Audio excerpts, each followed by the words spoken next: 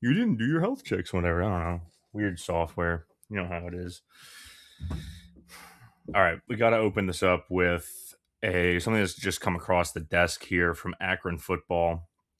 Post made on August 4th, 2026 at 2:14 p.m.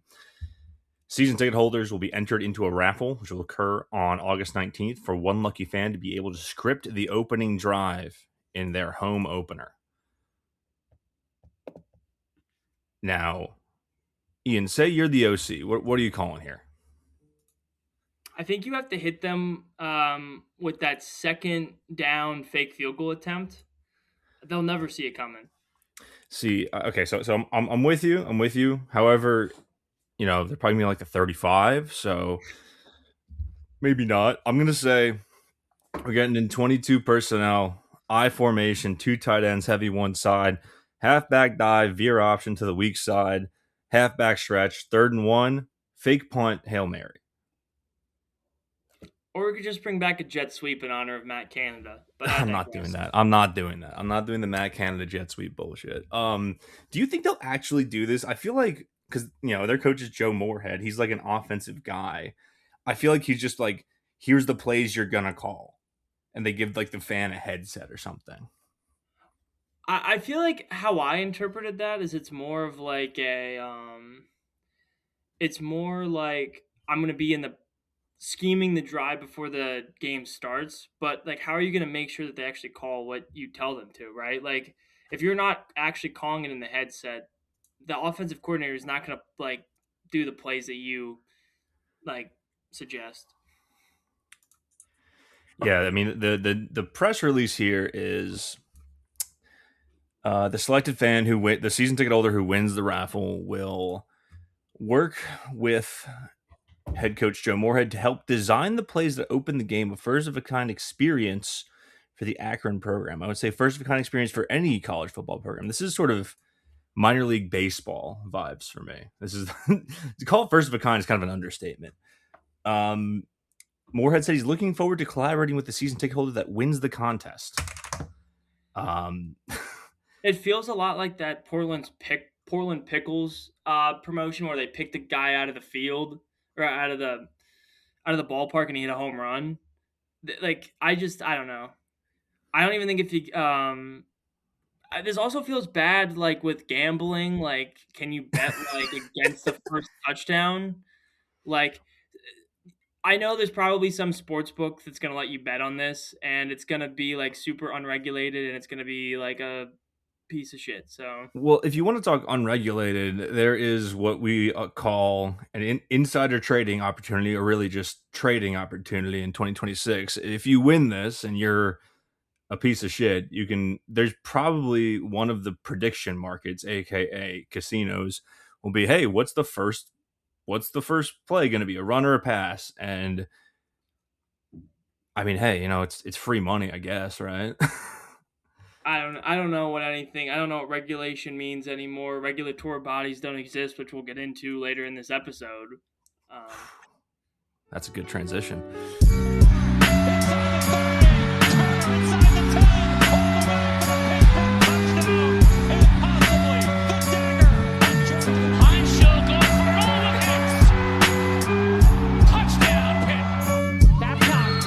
Looking for 41. It gets 41. It is match point Pitt. I'm gonna go have a call and then we'll get ready for Miami. Fuck it. What is up, everybody? Welcome back to Simplify Podcast. I'm your host, Zack Kaminsky. I'm joined by my co-host, Ian Labach. And before I ask him how he's doing tonight, just some news off the top. Moving forward, it's just going to be our two voices on the pod. Our other co-host, Mason, we had to put him on the retired list. He's got some stuff coming up this fall. Not going to dox him, but he's getting married. He's got a bunch of stuff in his personal life, so he's stepping away from the pod. Obviously, with him and Kent, they're always welcome back on. But it is now year 4, and I'm the only one still doing it. So I'm the unk of the podcast world, and now it's the Sith moving twos, right? I'm the master, you're the apprentice, something like that. So Ian will be dying to some sort of pit football Jedi at some point this season. Just going to put it out there. Now, having said that, how you doing tonight? It's been a while. I'm excited to be back. A lot of interesting stuff coming out of Pitt athletics before the season starts. It's just we're in kind of like a crazy spot. As Yeah. I shoo my friend's cat away from scratching at my chair. I think that we're in a very pivotal spot here with Pat Narduzzi coming up. I mean, we're looking at another promising season from a quarterback. Like, I don't know. There's a lot of things that I'm excited, a lot of storylines to follow, and I'm glad that we're going to be here to talk about it all the way through the season. Yeah, I was kind of thinking about this as I was setting it up, but I was like, here we are with a promising young quarterback with sophomore eligibility, looking to take a step forward next season. And where have I seen this before? Approximately 365 days ago is where that was. And we did have a good season. It wasn't the season we wanted for that quarterback. But to say first off, this is not going to be our season preview episode. I'm still working on my season previews. I told you I was working on them on our last episode about 4 months ago. I'll be so real, guys. I didn't work on them that much. I'm almost done with the coaching changes. I've been lazy. Got some other stuff happening at my day job that's been keeping me from putting focus into the podcast. And I apologize for that, but we will have a full formal season preview for Pitt. Not going to be this episode, though. This episode, we're going to talk about, like Ian said, just the crazy shit that we've missed in college football these last 4 months, the crazy shit that's happened over the last 2 weeks. And then we do have some fan Q&A that we got from the replies on our Twitter account that I am super excited to talk about. Where do we want to start with today's episode? So I want to get this in and out of the way because it happened a couple weeks ago. Oh, well, it came out a couple weeks ago, but it actually happened on June 16th. The joyride, as some were calling it, of our receiving and cornerback group. I know it was Blue Hicks. It was Blue Zion Hicks, Tyreek Ferguson. Robinson, and Zion Ferguson. If I remember correctly. Yeah. I mean, I think that this is just this isn't a big story. I mean, I feel like it's hilarious, but it doesn't even rank. It is really funny. Let's be real. Like, okay, so to set everyone on the stage, it came out like last week that the 3 players that we had mentioned had gotten arrested, charged, some sort of legal happening for basically having a joyride through Oakland on dirt bikes. Okay. I said this in jest. I forget where. But it's and this is a joke. It's not really serious, but it's not a murder SA or DV. And it's like kids riding dirt bikes. I live in Baltimore, and they ride dirt bikes around every summer. It's just kind of part of what they do. And I saw this and went, okay, like kids riding dirt bikes. It is super funny though. Like, it is a funny arrest story. It is one that we can all laugh about. Yeah, I mean, for the things that have come out with Pitt athletes in recent years, this is just a more goofy, silly one. I mean, they're probably going to be suspended 1 quarter against like the first game of the year, or something. Like, they probably had to issue a public apology in front of like the team, but I mean, it's fine. I mean, it's something that like they'll ask about it at Mario's trivia in like 5 years, and the unks will get it, and everyone will laugh about it, and it'll all be good. And if Pitt marketing could do this, they should do a Blue Hicks bobblehead riding a dirt bike.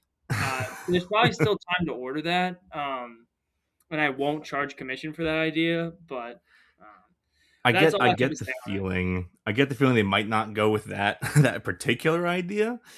It would be really funny.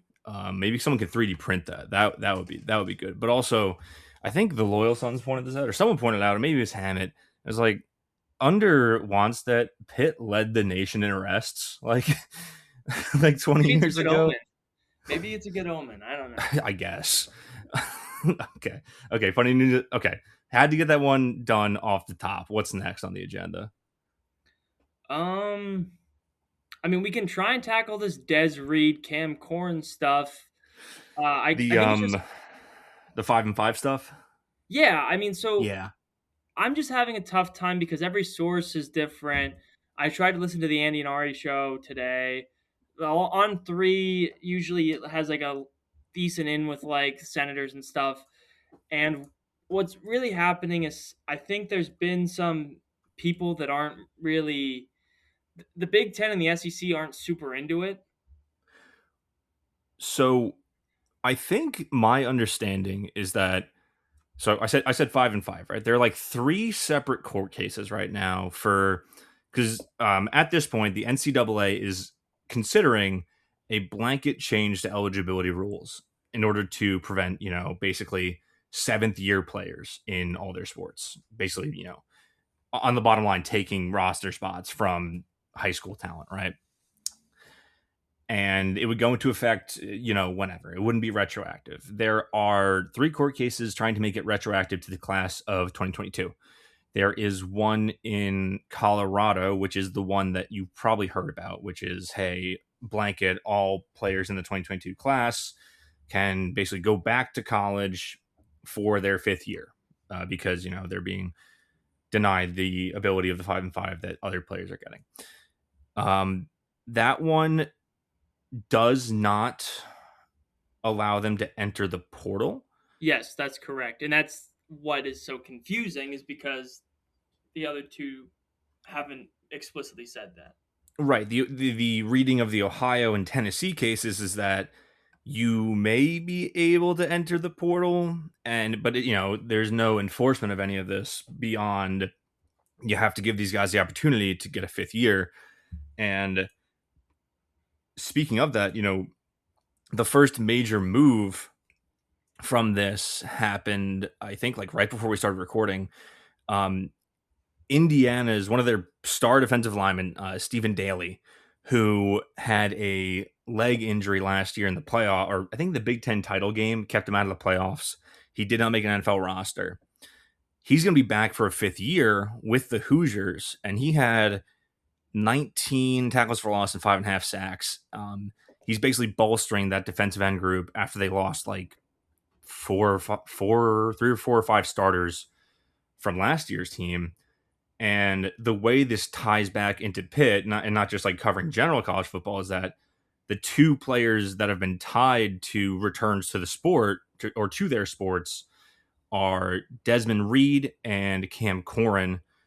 Desmond Reid, who I don't know who reported it or if it was really officially reported, but it was out there somewhere that he was considering a return to college football with the new rulings. And then Cam Corrin was reported to have already entered the portal with a no contact tag once And then these rulings came out. Once and these then rulings came out.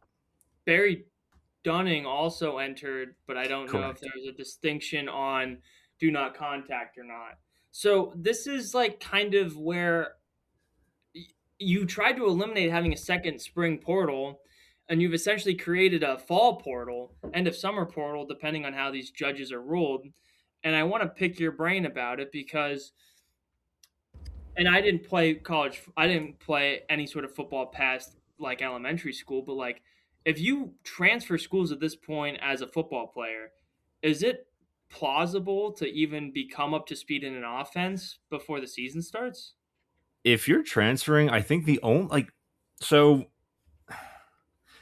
the caveat is that it's Wednesday, Jesus Christ, August 4th, which is the day that most schools are reporting for fall camp.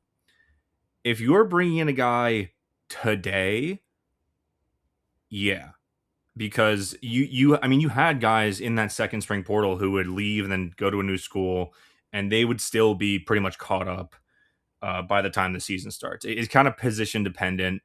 Like for example, I think that generally, defensive players are much easier to get into your scheme because they more act on instinct rather than like scheme a lot of the time.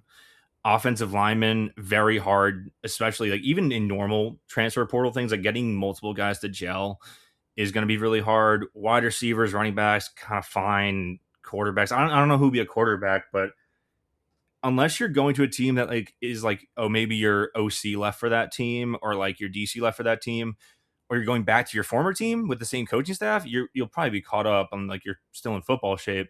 But yeah, if you're trying to pluck a guy out of the portal at this point who's gonna be new to your system, they're definitely gonna be behind the curve from everybody. You know, they didn't go to spring ball, they haven't had any of the offseason workout stuff, or like the film room or whatever, right? Like they're definitely going to be at a disadvantage unless they're going back to either the same system or the same team they were playing with last fall. Yeah, I mean, the example that comes to mind that I was reading about is Thomas Castellanos wants to come back, Yeah, okay, and we're yeah, good I on mean, that, bro. yeah, I mean, you should transfer all that information to LinkedIn, brother.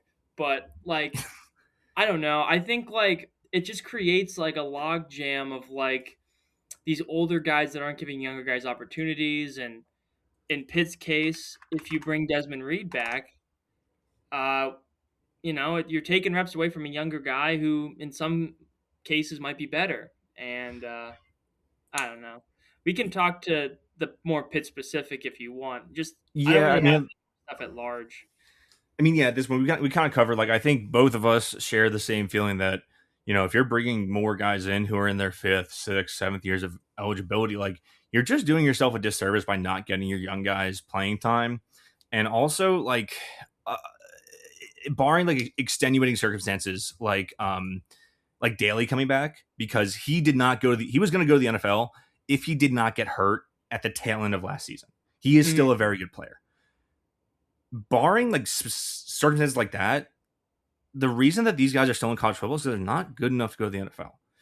And what you should be doing, I think, if you're a sharp coach, is trying to identify your young talent that can be like NFL level or like college all pro level instead of trying to rely on higher floor, lower ceiling guys that are maybe in their fifth or sixth or seventh years. And then if we want to get Pitt specific, I did cause embrace debate, right? I'll just be upfront. I think that Ja'Kirian Boozy Turner is a better running back than Des Reed.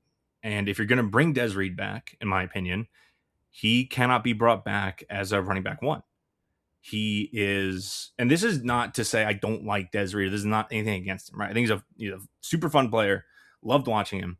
He is not durable enough to be your running back one. There were issues with it in his running back one at the FBS level. There were issues with it 2 years ago when he was hurt. The team fell apart in 2024. When he got hurt last year and he tried to come back, he was not the same player. It did lead to Boozy Turner getting that opportunity and going fucking wild with it. But like, I think I had this take at the end of last season too. Like, Dez is a fantastic gadget player. Boozy Turner's a better running back. And you have other running backs on the roster, and forgive me because I don't have the roster pulled up right now. Pitt football depth. Are you looking at like running backs behind Turner? Yeah, like if you're looking at running backs behind Turner, like you want to get this depth chart is not this is not fucking right at all. Are you on the R Lads depth chart? I tried to use the R Lads depth chart. I knew it was going to be wrong, but yeah, this is a depth chart. If I've ever seen it's a depth chart of all time. I'll tell you that much. But I mean, I'm gonna be blunt. Like Damon Ferguson Jr., like that's a guy that I would like. I want to see him get touches, especially if you're in the 5-5 eligibility, and like you lose touches for someone like that if Dez is back in the fold. And if you use him exclusively in a receiving back role and a gadget player, then Pitt could use that. But I think we're in agreement on the running back room with this development. Yeah, Saquon Smith was the guy I was failing to grab a name for. And yeah, same thing with Damon Ferguson, like 4-star running back out of Baltimore, 5'11", 190 as a true freshman. Like, he's a big, powerful, fast back. Like, he, as projection, obviously, right now, Boozy Turner is the best running back on the roster. He could end up being the best running back on the roster at a certain point. But if you bring back Dez as like an RB1, you're taking away touches from him. You're taking away touches from Saquon Smith, who they were high on before he got hurt last year. And you're taking away touches from your best running back on the roster. Again, use him as a gadget guy? Sure, but is Dez going to come back to be a gadget guy?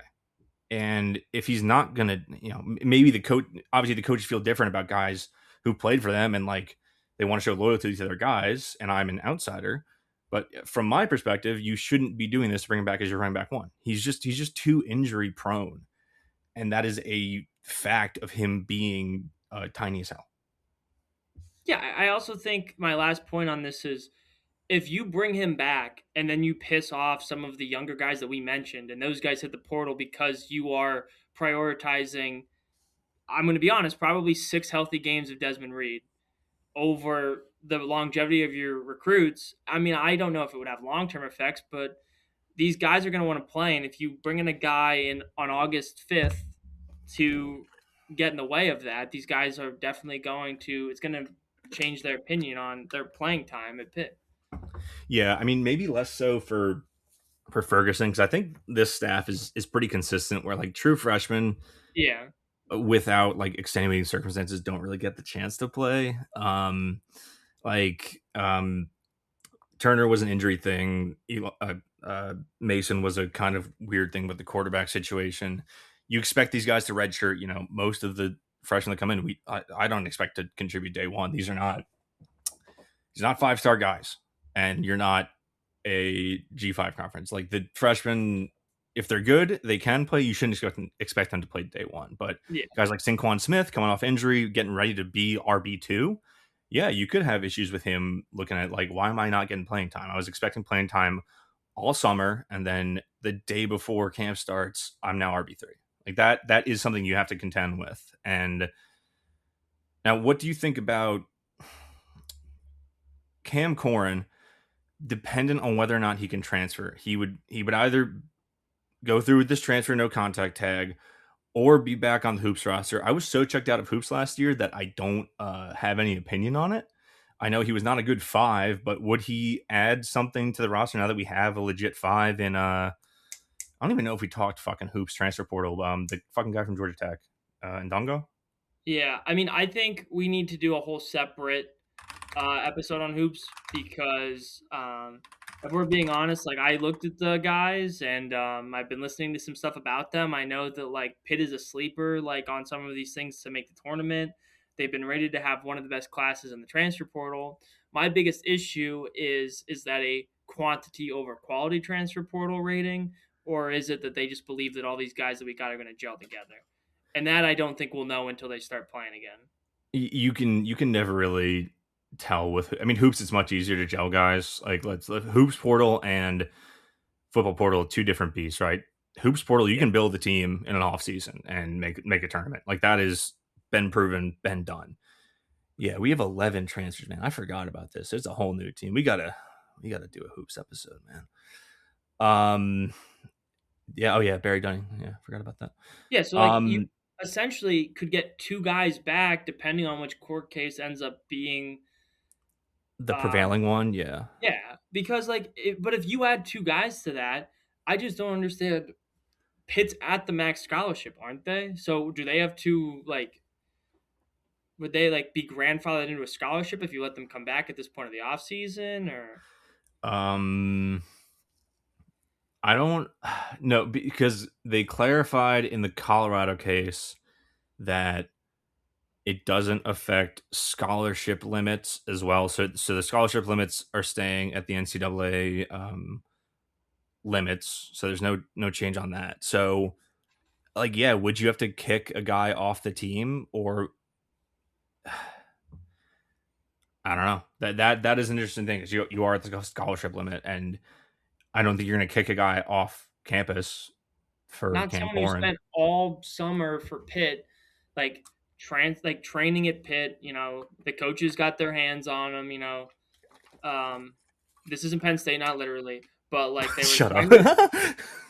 They were hoping to help these guys develop, and if you kick them to the curb after a summer, I mean, I wouldn't necessarily love that decision as a coach, but yeah, I think it reflects poorly on the program. You're not going to get recruits to want to come play if that's how you're treating young guys in your program. So yeah, it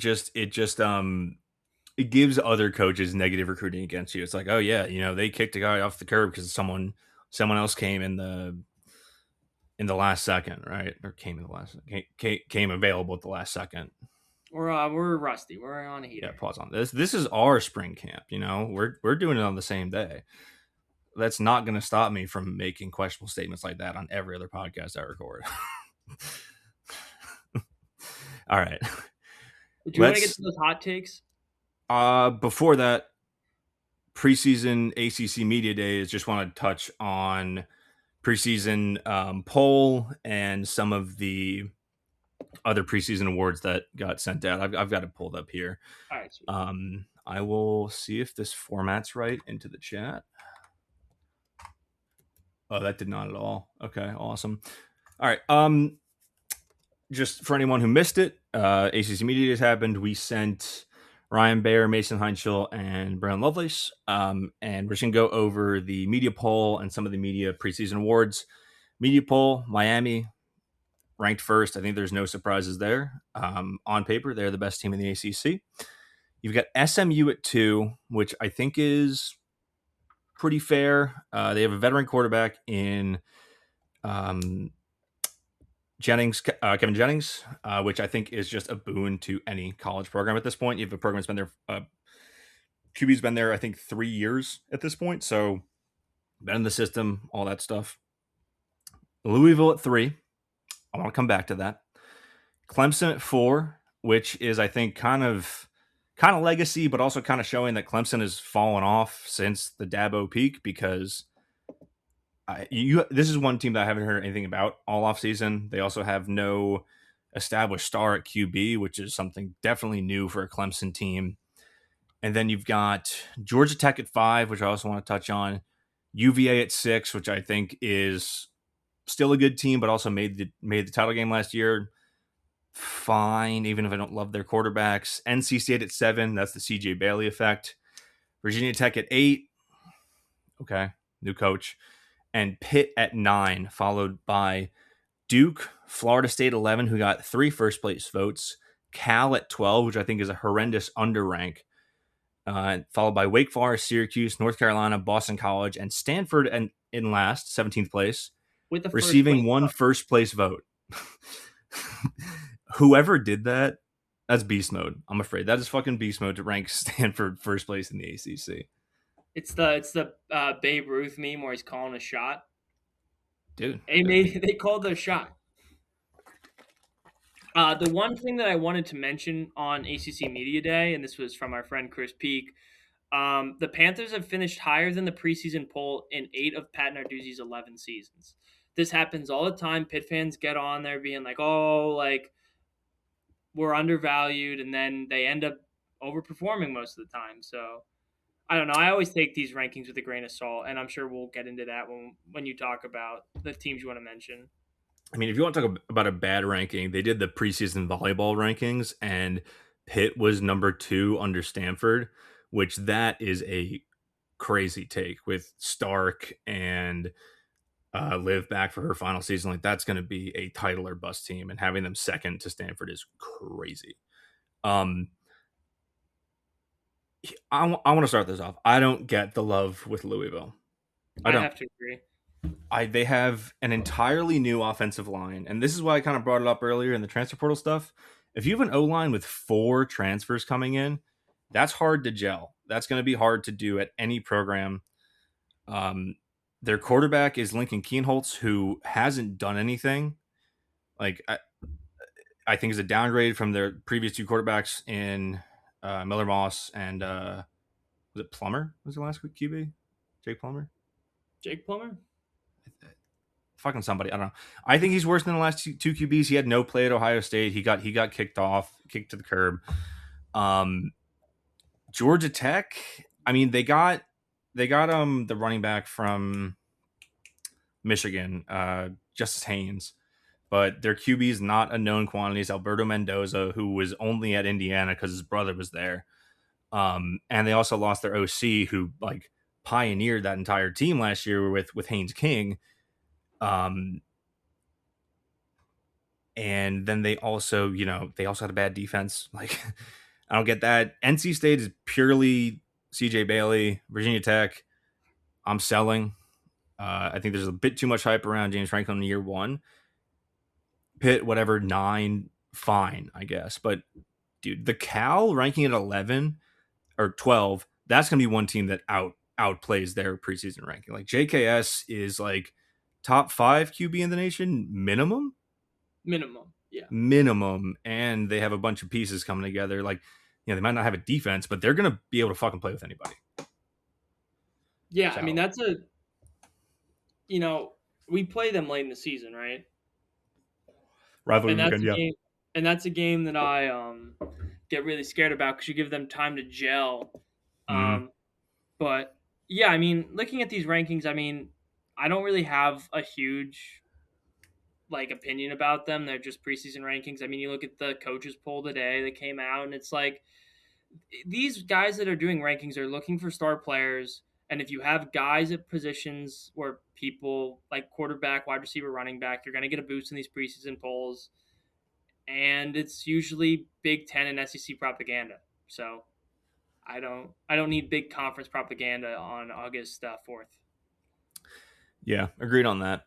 Only other thing I want to shout out is that Mason got 3 votes for preseason player of the year. Obviously, Darian Mensah of Miami was the winner with 97 votes, which is funny because I'm fairly certain that everyone who listens to this podcast has seen the news that Miami was maybe interested in Mason Heischel before they ended up getting Darian Mensah in the portal the next day. That was a story broken by Chris Carter at the Post Gazette, and then was also retold by Pat Narduzzi at Media Day. Carter worked on this story, and then Pat Narduzzi just said it at Media Day, which is very funny. Yeah, I mean that's the other thing is at Media Day, Pat Narduzzi, all these national pundits get mad at all the stuff he says. I mean, Pat Narduzzi is just a great salesman for his conference, and he will die for his country, ACC. Yeah. But I mean, listen, he's our goofball, and I enjoy it. And I think he gets a kick out of being a troll. So these people that get mad about it and talk about it, they're just doing what he wants to do. What I say is Pat Narduzzi said something stupid at Media Days. I do not care. Okay, what's different than any other Is Media this Day your he's first done? ACC media day? Come on, let's. I don't know. People have short term memory. Let's talk about the product on the field. Yeah, it's your fucking first rodeo with this guy, huh? All right, let me pull up our fan questions here, which we got some good ones off of Twitter. And this, I think, will be a good sort of precursor to our, a good way to segue into our season previews for our next episode. These are all fan questions from our Twitter. Follow us on Twitter at SimplifyPod. Maybe I'll cross-post things on Blue Sky if I remember the login. First one comes from friend of the show, Texas State /Pitt fan. Why did Narduzzi, who has seen his O-line and D-line be dog shit for years now, basically do nothing in trying to fix them? Are we really paying Mason that much where the only addition is a dude from Penn? I have some thoughts on this. I've actually been kicking this one around in my head for a while since we got this question. I don't know if you want to start here. I just think that Pitt probably knew that some of those bigger guys with more physical tools that have experience, they probably felt like they couldn't go for those guys, and maybe they just tried to shoot lower and tried to get some other playmakers in the portal. I mean, Cade Bell's offense is really quick. Maybe trying to get some more explosive players helps with getting the ball out quicker, but I don't really have a great answer on that, so I will defer to you. So I don't think that I wish I was thinking about this earlier, and I don't have a good way of the snap count data isn't publicly available, or games started. I'd have to go through and tabulate it myself. But I was thinking about this, and we did make a huge deal about the O-line last year because they were a point of weakness, but they also went through some periods with injuries that really brought them down. But when you look at who's coming back this year, you basically have the entire right side of the line settled. Ryan Coretta, I believe, is kicking inside to center. Yes. You have BJ Williams at right guard, and you have Ryan Baer at right tackle. People have their misgivings about Ryan Baer. He's gotten better every year he's played. I have no doubt that he's going to be a really good player in his 5th year. He's also, I think he just got put on like the Outland Trophy Award watch or something like that. He's expected to be a good player this fall. What? Can we get him an updated photograph? Like, it still has him balding. He shaved his head 2 years ago. I will say, shout out to Ryan Baer, because anytime I've tweeted his name, he must have alerts on or something, but he hits the retweet button right away. Huge shout out to Ryan Baer, because every time I've said, like, I love the shiny dome on Ryan Baer. I think it makes you a better lineman if you're bald. He's clearly embraced it. He retweeted our post being like, we need to get a new picture for this guy. I think he's going to be a fantastic player on the right side of the line. And Oliveri on the left side is the guy you needed, right? Because you didn't have a left tackle coming in. You weren't really super confident in any of your young guys to be able to step up and play left tackle. That leaves left guard, where you have Gavea coming back off injury or kicking Stanley inside to left guard. Not only is that a lot of starts coming back and all of those guys having played last year, 4 of those guys have played together, minimum. And, you also have Stanley as like a backup left tackle. Worst comes to worst, things better suited as a guard, right? But not only is that, like, I think a pretty decent line coming back, it's a line with continuity. And that's what matters on the O-line, is guys having played together. 5 of these guys have played together. And you'll be getting 4 of those guys in any combination you throw out there of the projected starters. So I think that's what's important. I think the thing they needed was a left tackle, and then they got a left tackle. The more I think about the O-line after this offseason, I'm more confident in it. And also, we're not at a point in the sport anymore where you can kind of hoard backup linemen in your program to be ready to like go in case of injury. Like, we're at a point in the sport where there aren't a ton of super good linemen, or there really just aren't like good linemen. There aren't enough good linemen for all the programs. I think we have 5 good linemen, and you're not really going to be having 6, 7, 8 of those guys ready to go on your roster at any point, given that if they're a backup and they want to go get starting time, they'll transfer out either up or down, or, there just aren't enough good linemen to go around. Like, at the O-line, I think they did a pretty decent job, given like, what I think they have coming back, the constraints of, the sport is out of linemen. On D-line, I see this as a problem at edge. I think interior-wise, hold up, let me Pitt football transfer portal, because I don't want to get these names right.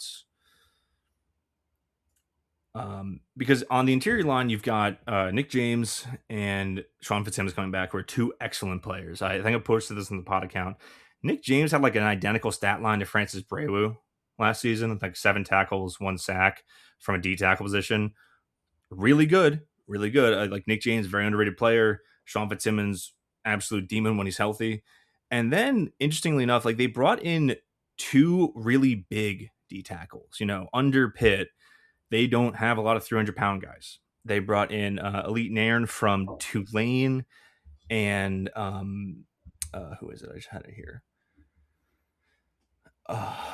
Jeremiah Warren from Illinois, both of whom are 300-pound guys, who I think kind of give you an off speed compared to Fitzsimmons and James, who are both sub 300.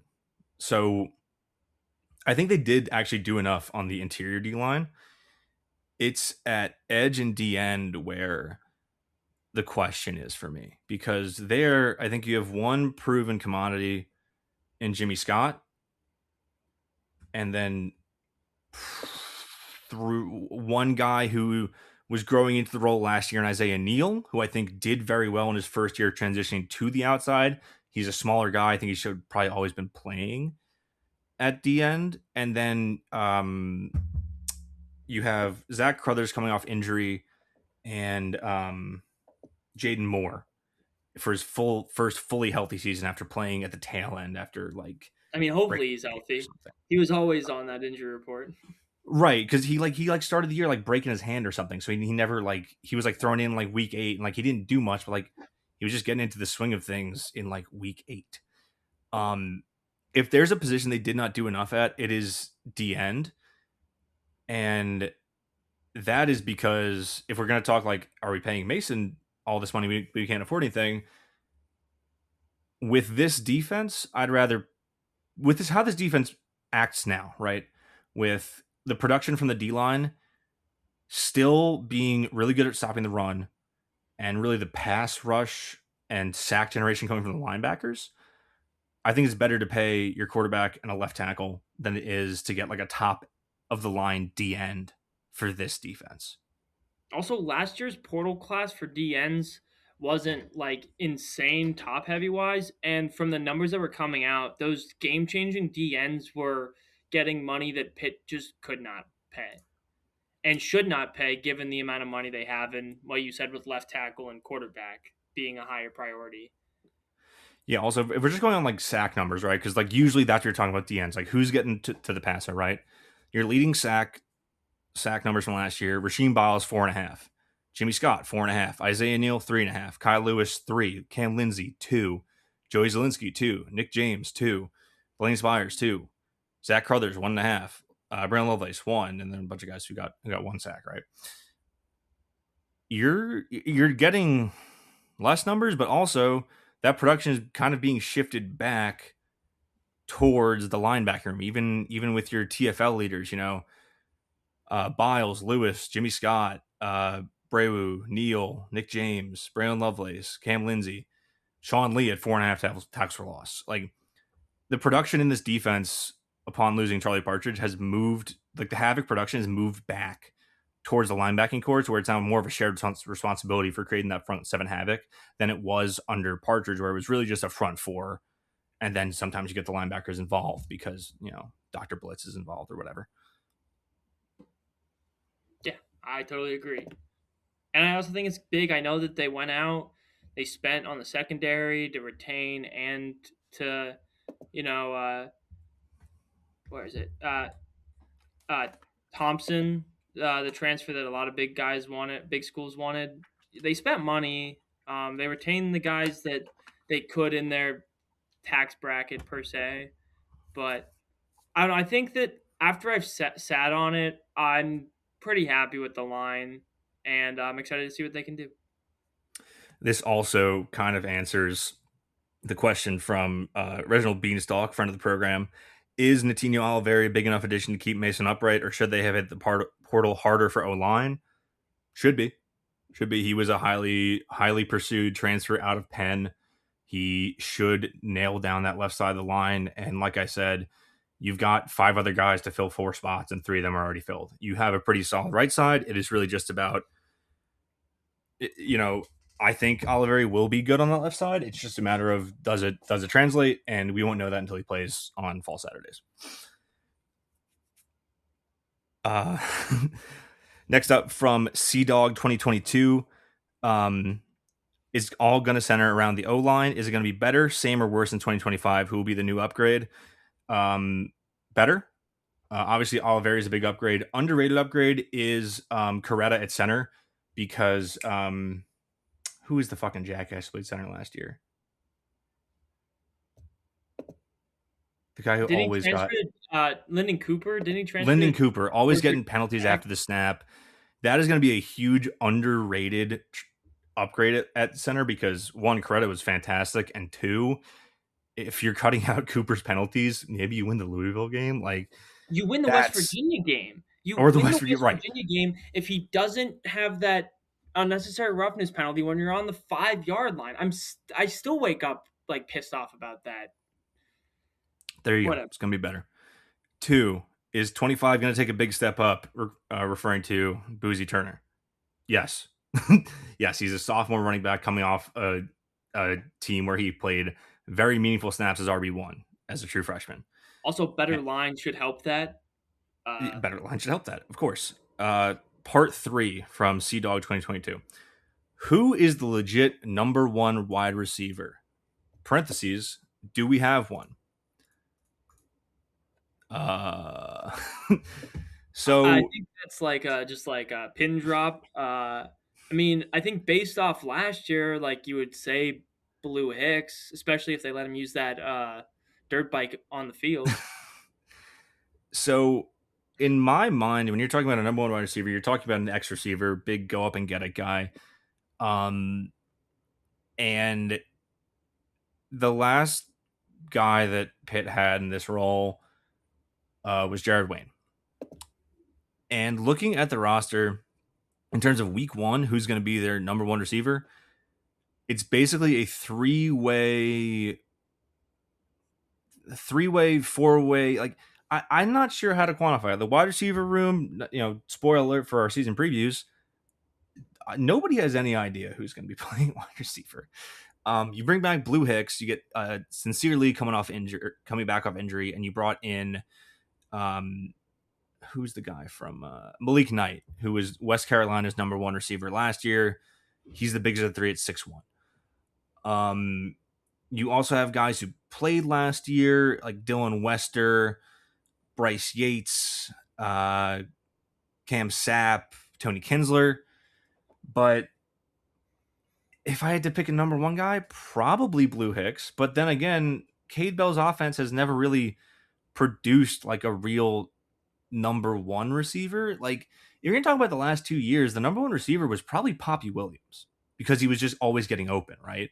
Like, Kenny Johnson was the big body, but like he wasn't a number one wide receiver. He wasn't great at producing separation. He always ran into people, which, Bryce Yates needs to unlearn.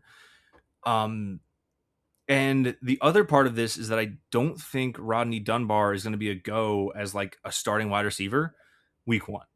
I think he is someone who, like, at max is getting playing time, significant first string playing time in the back half of the season. So do we have a number one receiver? No, but Cade Bell's offense is never really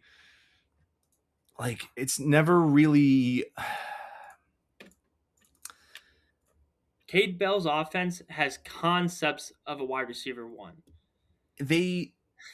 they put together a wide receiver one in the aggregate. They're basically moneyballing wide receiver until Rodney Dunbar is a serviceable FBS player. If you look at last year's stats, right? So looking at receiving numbers,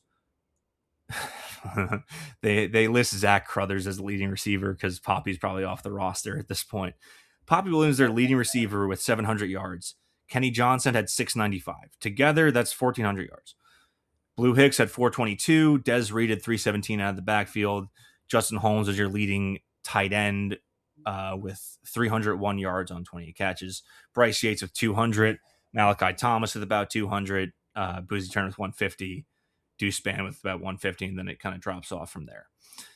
If you go back to 2024 with receiving yards, I guess Kanate Mumfield, he was a legit one receiver. He had like 800 yards, but then like going down the list, Des Reid had 570, Kenny Johnson had 530, Poppy had like 330, Gavin Bartholomew had like 300, CJ Lee had 250, Dejon Reynolds had like 189 again. So they didn't list Poppy as Zach Crothers on this, but they listed as PJ O'Brien, which is very funny. What are we doing? But the point I'm trying to make with this is that this offense has never had a true wide receiver one. They have an A, B, and C receivers, basically whoever's open. Now, could one of those guys be a number one receiver? I certainly have high hopes for Blue Hicks, as well as Bryce Yates. I thought Yates looked pretty good in stretches last season when he was playing. Dunbar, my personal opinion is that he's going to be great. He's just not going to play right away because he's a true freshman. Also, I am super high on Max Hunt being a true receiving threat as a tight end, 6'4", like kid's huge and go fucking catch the ball. Also, side note, I was out drinking at the bar one night and I ran into somebody in Pitt's player personnel department, and I gave him a couple names of like, are you buying or selling these players? And Max Hunt, he was someone he is like super in on as a good player this fall. So that's I just think something to put in the also tickler file. a change of pace to like what they got in the portal at tight end. You got Those two, are blocking guys, I think. Those are yeah, big sons of bitches. which are nice for a team last year that had a tough time blocking in general. Maybe having some of those big blocking guys could help alleviate some of the instant pressure we saw on that Notre Dame and Miami game. Yeah. All right. Next question from DJ Wees. Kind of similar, but there is one part of this question I want to address. The wide receiver core looks fairly weak coming into the season, with Hicks the only one to play over 150 snaps last year, and 3 players who played under 50. Do you think Dunbar can carry some of this load as a true freshman, or Bell starts to rely heavily on the ground game? Kind of went over this. Dunbar, not yet. I don't think they're going to go super heavy to a ground game, but another spoiler for season previews, I do think the ground game will look a little bit different with the hiring of Brent Davis out of Virginia Tech. He was hired as the tight ends coach to replace Bernowski, and he's also been given the title of the offensive run game coordinator, which makes me think that he is going to affect the run game for this team and its design and execution. For those who don't know, Davis was the OC at Army and was the OC at other triple option schools for years before he was on prize staff of Virginia Tech. Do I think they rely on it more? Maybe more than a Cade Bell offense usually does. I also think the run game is just going to be better with the addition of Davis as the tight end coach and the run game coordinator. That is something that I'm keying in on early in the season to see what the run game looks like, compared to like the shotgun option stuff that Bell runs, the zones. I want to, maybe it's more like ISO power blocking, but it's something that we're going to have to see when they play ball. I do think the run games look better, but again, like we said before, it's wide receiver in the aggregate until someone becomes a reliable target. Like what they're looking for in the wide receiver room right now is for someone to become Poppy Williams, to just get open all the time. And then they go from there because they don't have the bigger guys.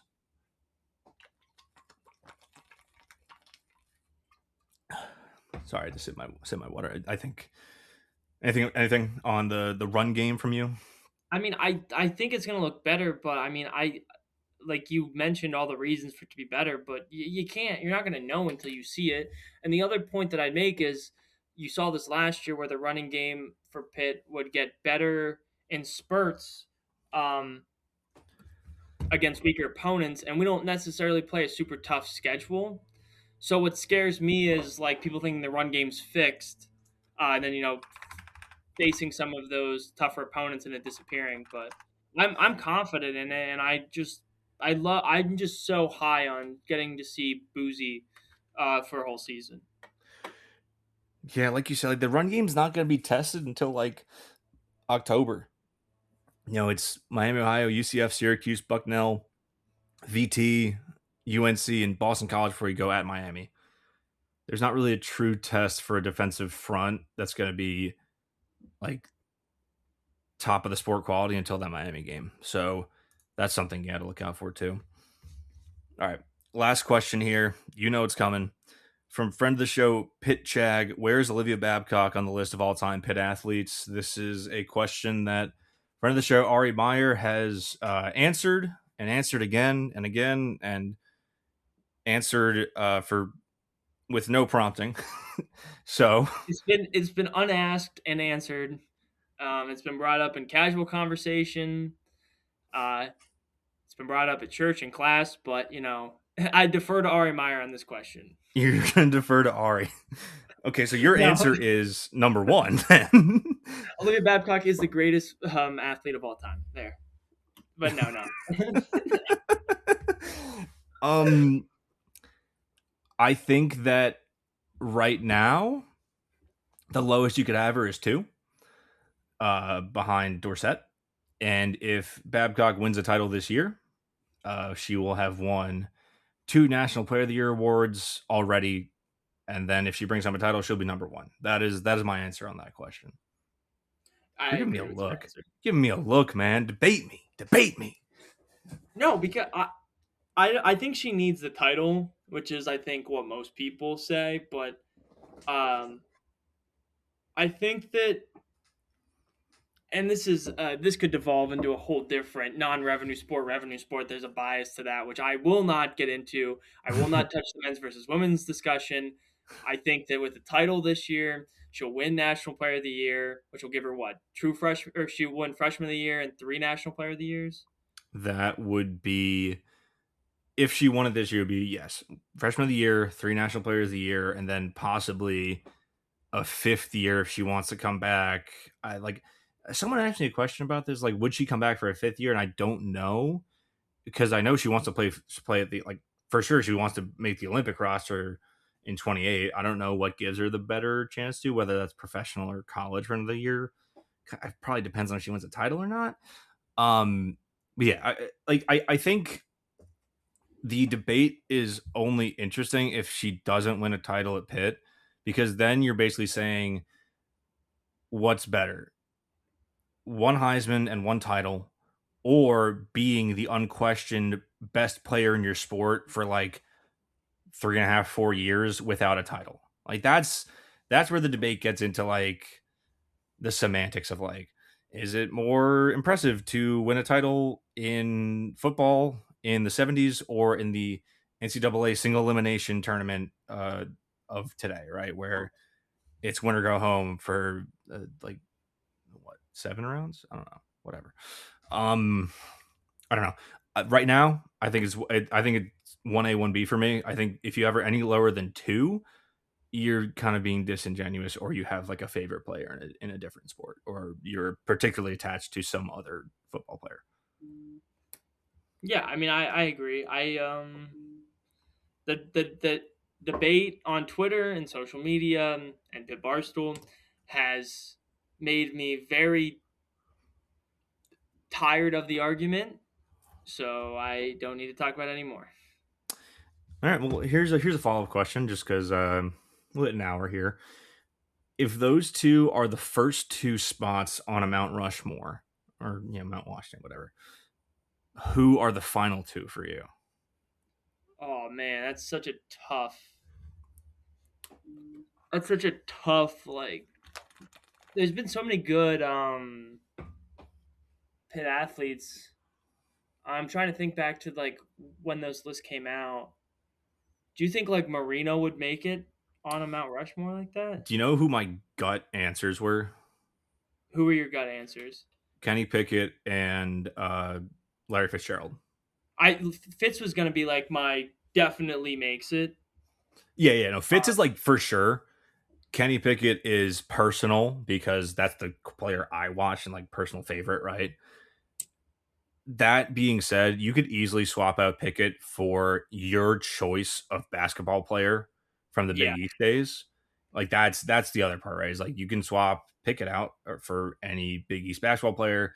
You can swap him out for like Aaron Donald. Like that 4th spot, I think, is where it gets pretty interesting. There are also probably non-rev sports, women's sports, that I am just missing because I don't know, like don't have at the top of the head, right? All I'm gonna say, Olivia Babcock, in all the statistics, only one to come on Simplify podcast. So we have to factor that in to our greatest Pitt sport rankings of all time, or Pitt athlete rankings of all time. yeah. I mean that makes her one. There you have it, folks. Thank you for tuning in to another episode. I know it's been a while. Like I said, it'll be me and Ian next time. We will be either talking football season previews. Might hit up Dom for a volleyball season preview, which I've done no work on, but it'll be a good time all the same. If you like the show, follow us on your podcast app of choice. Give us 5 stars, and we will see you next time. Hell, Pitt.